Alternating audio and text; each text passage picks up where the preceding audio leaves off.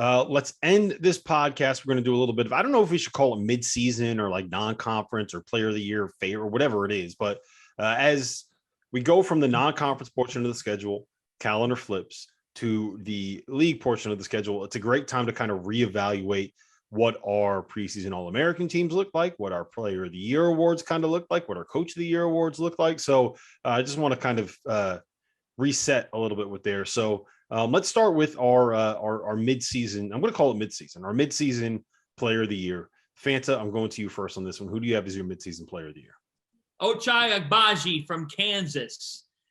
Just phenomenal in the way that he has evolved into a 3-level scorer. He's worked on the things that he needed to work on. I think he's taken some strides on the defensive end of the floor. You can tell that this was a guy that could have heard his name called in the NBA draft, but decided to come back, and Bill Self and his program are benefiting. 20.5 points per game, but the ability to score 30 on any given night. Like, there's no question about it. You give him higher volume and he's going to hit. He is shooting 54% from the field. This is someone who takes a lot of shots, but he doesn't need any unnecessary ones. He doesn't need to do too much. The game comes naturally to him. And the fact that he's 6'5" and can beat you from the perimeter, if you over-anticipate, he will take you off the dribble. He can float. I just think his total skill set is that of a guy who is the best player in college basketball thus far this season. There are other extremely talented players, but mid-season Player of the Year, from what I've seen, and for what he means to his team, for the meaning that he has to Kansas's national championship hopes, their hopes hinge on that man. Ochai Agbaji, my mid-season national Player of the Year. Where you at, Tio? I love Ochai Agbaji, but just for the sake of argument, let's go Johnny Davis at Wisconsin. How good are they with him on the floor? I mean, that guy, he is a walking bucket. Doesn't matter where he's at on the floor. He will find a way. Does it with a lot of mid-range jump shots. I know that's against conventional wisdom, but if I were to pick a backup, I would go Kofi Coburn. I think people have forgot about him because he's been dominant for so long. That guy's been absurd. Almost 22 points a game, which is 4th in the country, 12.1 rebounds, which is 3rd in the country. And not to mention, he's just an intimidating presence defensively. I think it's 1A and 1B for me right there. I love Agbaji. You can make him 1C if you want to. There's been a handful of players in middle America that have been fantastic. Yep. There are a lot of guys. The thing that's great about this year is there's no clear-cut favorite for preseason national player or for national player of the year right now. Neither of you guys mentioned Drew Timme, who was the consensus national player of the year heading into the season.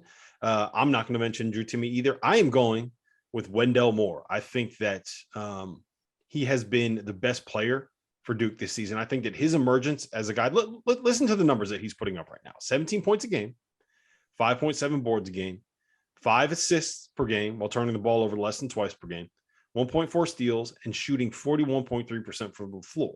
Like, he's gone from being a guy that was like, yeah, you know what, he was probably overrated coming into Duke, to looking like a lottery pick because of the things that he can do defensively, his ability to pass. Like, he has, to me, emerged as that kind of quintessential, ideal veteran presence on a team with a bunch of young talent. And that's exactly what this Duke team is. AJ Griffin, Trevor Keels, Paolo Banchero. They got a ton of freshmen on that roster that are super talented, and they're anchored by a veteran who, by the way, is a junior at Duke and has never played in the NCAA tournament. So he's got motivation to be great as well. So I think for me right now, Wendell Moore would be the national player of the year. What about national coach of the year? Fanta, you already said you're going with Scott Drew, right?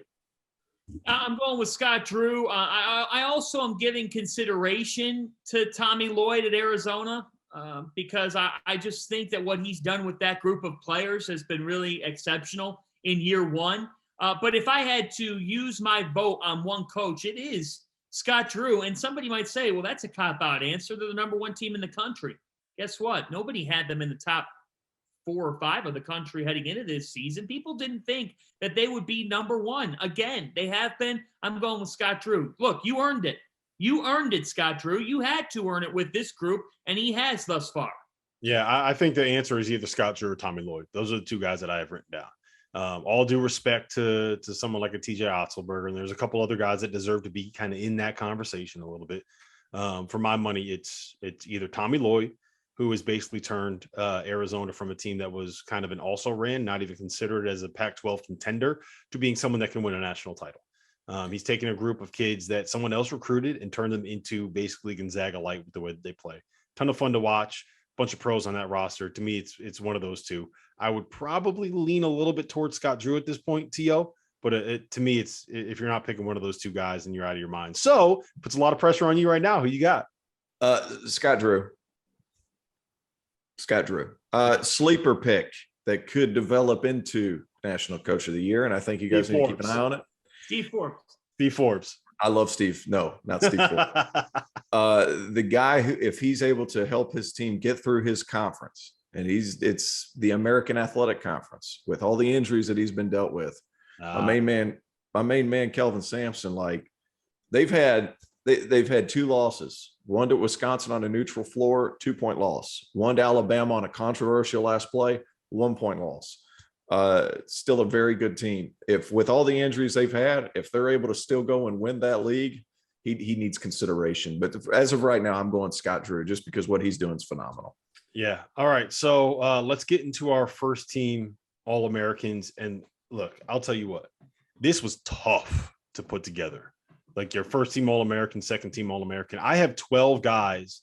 Basically, I whittled it down to 12 guys, and I think every single one of them has a very strong argument to be a first team All-American right now. So this is kind of what I came up with, I guess. So I'm going to start. I'm going to have it's Big Ten heavy, and there's no real true point guard on my first team, but I'm going with E.J. Liddell, Wendell Moore, Johnny Davis, your boy Ochai Agbaji, Fanta, and Kofi Cockburn.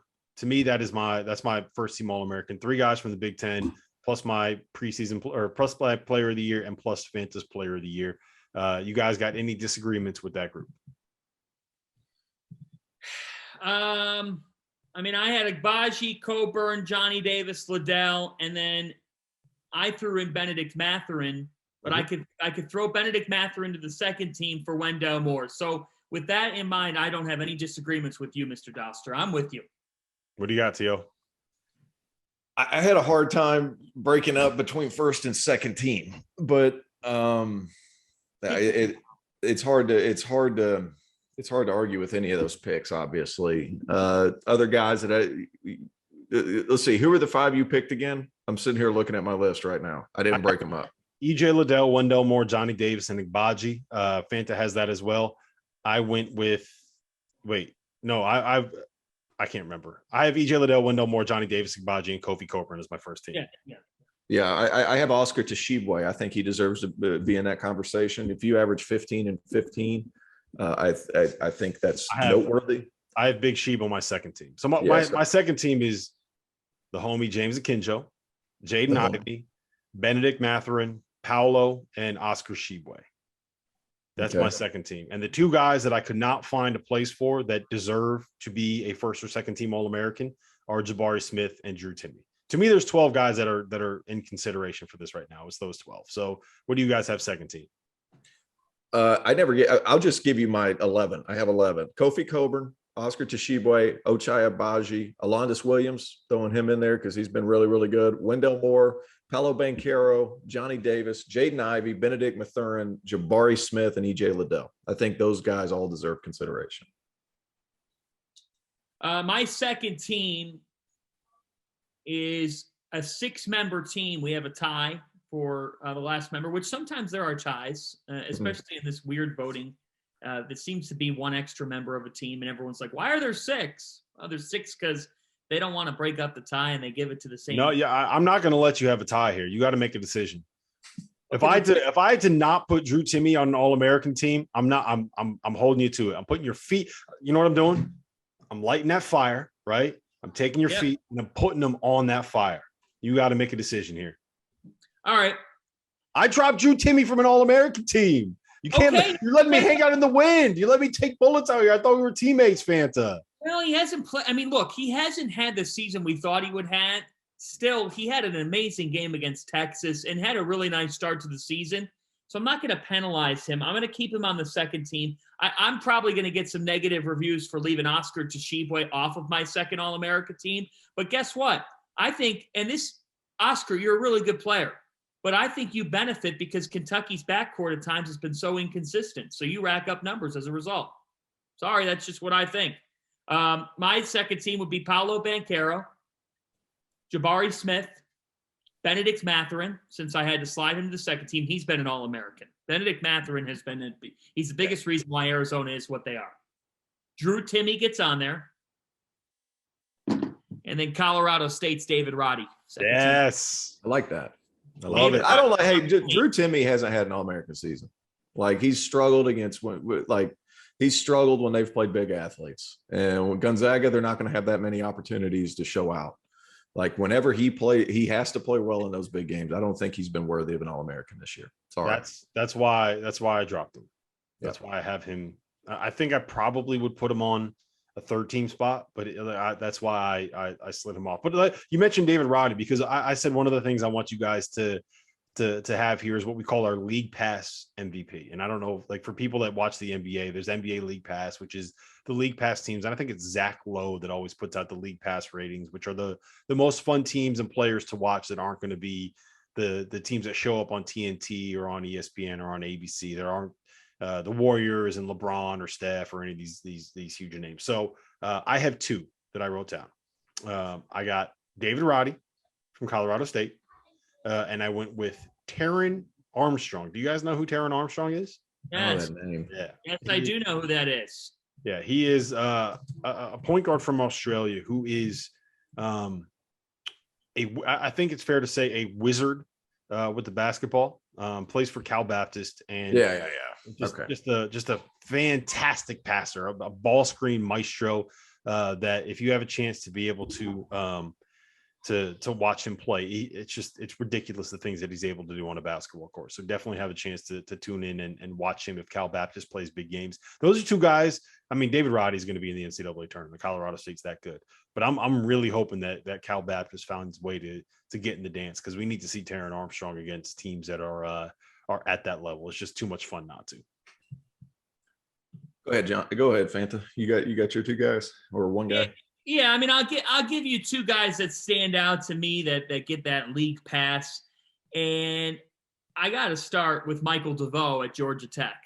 I mean, guys, for those listeners out there, if you have not seen Michael DeVoe play, or if you're just like, it's Georgia Tech, I don't have to watch them, you are missing out.